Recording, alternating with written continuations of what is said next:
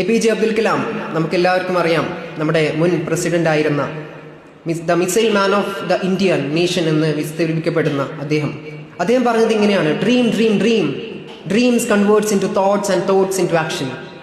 അദ്ദേഹം പറയുന്നത് ചിന്തകളിലൂടെ മാത്രമാണ് ഒരു മനുഷ്യന് സ്വയം സ്വപ്നങ്ങളിലോട്ട് യാഥാർത്ഥ്യമായി ചിന്തിക്കാൻ സാധിക്കുകയുള്ളൂ.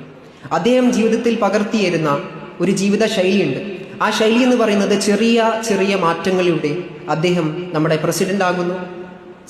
ISROയുടെ മുൻ പ്രസിഡന്റ് ആകുകയും അദ്ദേഹം ISROയിൽ വഹിച്ച പങ്ക് എന്ന് പറയുന്നത് നമുക്കൊരിക്കലും മറക്കാൻ സാധിക്കാത്ത ഒന്നാണ്. നമ്മുടെ നിത്യജീവിതത്തിൽ ഒരുപക്ഷെ രാവിലെ എണീക്കുന്നത് മുതൽ നമ്മുടെ ആരോഗ്യനില പോലും ഇന്ന് ഗുരുതരാവസ്ഥയിൽ നമുക്ക് കാണാൻ സാധിക്കും.